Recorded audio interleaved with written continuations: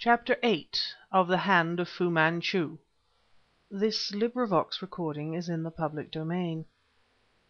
Hand of Fu-Manchu by Sax Rohmer.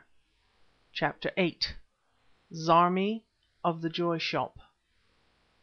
Down the center of the room came a girl carrying the only ornamental object which thus far I had seen in the Joy Shop, a large Oriental brass tray.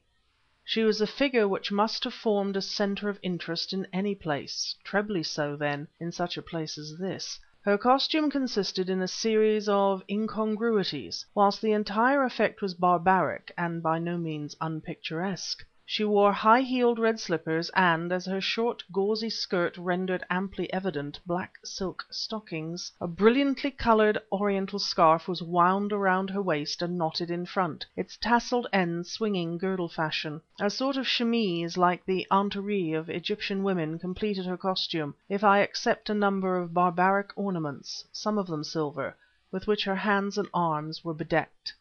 But strange as was the girl's attire, it was to her face that my gaze was drawn irresistibly. Evidently, like most of those around us, she was some kind of half caste, but unlike them she was wickedly handsome.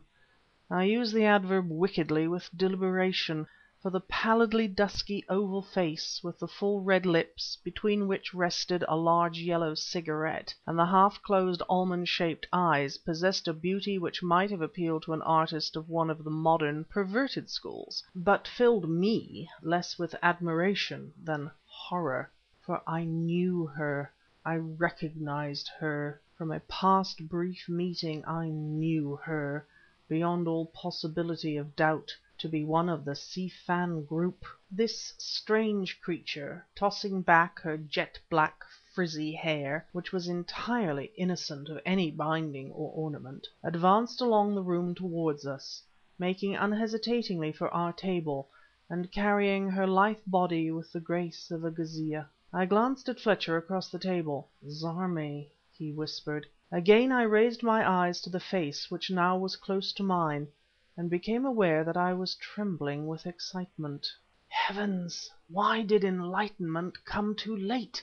Either I was the victim of an odd delusion, or Zarmi had been the driver of the cab in which Nayland Smith had left the New Louvre Hotel. Zarmi placed the brass tray upon the table and bent down, resting her elbows upon it, her hands upturned and her chin nestling in her palms. The smoke from the cigarette, now held in her fingers, mingled with her dishevelled hair. She looked fully into my face, a long, searching look. Then her lips parted in the slow, voluptuous smile of the Orient. Without moving her head, she turned the wonderful eyes, rendered doubly luminous by the kohl with which her lashes and lids were darkened, upon Fletcher. "What you and your strong friend drinking?" she said softly.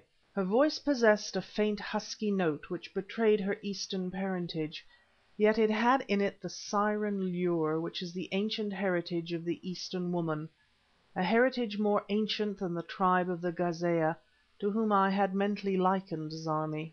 "The same thing," replied Fletcher promptly, and raising his hand he idly toyed with the huge gold earring which she wore. Still resting her elbows upon the table and bending down between us, Zarmi turned her slumbering, half-closed black eyes again upon me, then slowly, languishingly upon Fletcher. She replaced the yellow cigarette between her lips. He continued to toy with the earring. Suddenly the girl sprang upright, and from its hiding place within the silken scarf plucked out a Malay kris with a richly jewelled hilt. Her eyes now widely opened and blazing, she struck at my companion. I half rose from my chair, stifling a cry of horror, but Fletcher, regarding her fixedly, never moved, and Zarmi stayed her hand just as the point of the dagger had reached his throat. "You see," she whispered softly but intensely, "how soon I can kill you." Ere I had overcome the amazement and horror with which her action had filled me, she had suddenly clutched me by the shoulder and, turning from Fletcher, had the point of the kris at my throat. "You too," she whispered, "you too."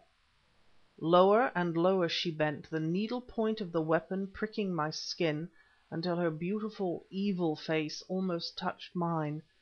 Then, miraculously, the fire died out of her eyes, They half closed again and became languishing, luresome, gazelle eyes.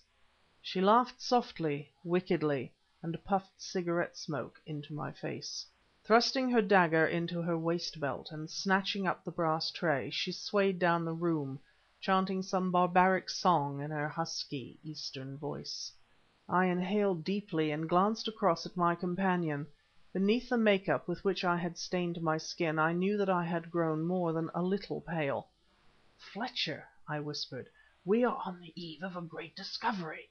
That girl—" I broke off, and clutching the table with both hands, sat listening intently. From the room behind me, the opium room, whose entrance was less than 2 paces from where we sat, came a sound of dragging and tapping. Slowly, cautiously, I began to turn my head, when a sudden outburst of simian chattering from the fan tan players drowned that other sinister sound. "You heard it, Doctor," hissed Fletcher.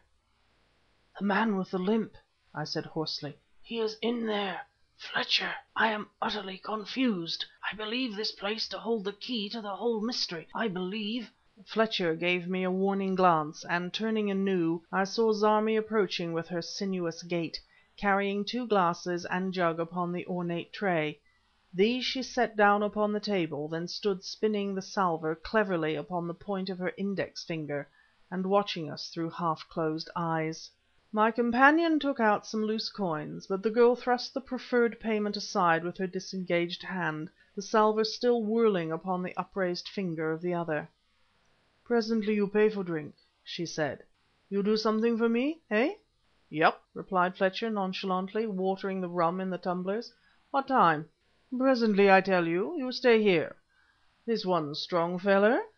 indicating myself. "Sure," drawled Fletcher. "Strong as a mule, he is." "All right, I give him one little kiss if he good boy." Tossing the tray in the air, she caught it, rested its edge upon her hip, turned and walked away down the room, puffing her cigarette.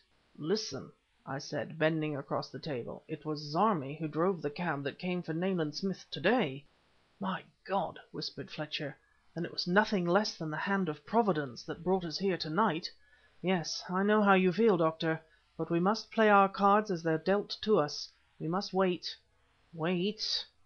Out from the den of the opium smokers came Zarmi, one hand resting upon her hip, and the other uplifted, a smouldering yellow cigarette held between the first and second fingers. With a movement of her eyes she summoned us to join her, then turned and disappeared again through the low doorway. The time for action was arrived. We were to see behind the scenes of the Joy Shop. Our chance to revenge poor Smith, even if we could not save him. I became conscious of an inward and suppressed excitement. Surreptitiously I felt the hilt of the Browning pistol in my pocket. The shadow of the dead Fu-Manchu seemed to be upon me. God! how I loathed and feared that memory! "We can make no plans," I whispered to Fletcher, as together we rose from the table. "We must be guided by circumstance." In order to enter the little room laden with those sickly opium fumes, we had to lower our heads.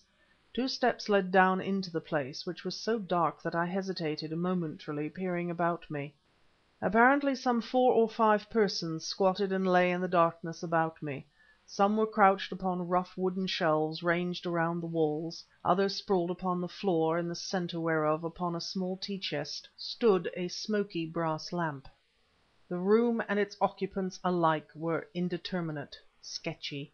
Its deadly atmosphere seemed to be suffocating me. A sort of choking sound came from one of the bunks. A vague, obscene murmuring filled the whole place, revoltingly. Zarmi stood at the further end, her lithe figure silhouetted against the vague light which came through an opening doorway.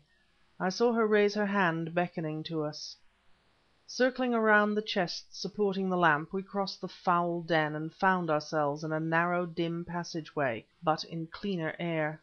"Come," said Zarmi, extending her long, slim hand to me. I took it, solely for guidance, in the gloom, and she immediately drew my arm about her waist, leant back against my shoulder, and raising her pouted red lips, blew a cloud of tobacco smoke fully into my eyes.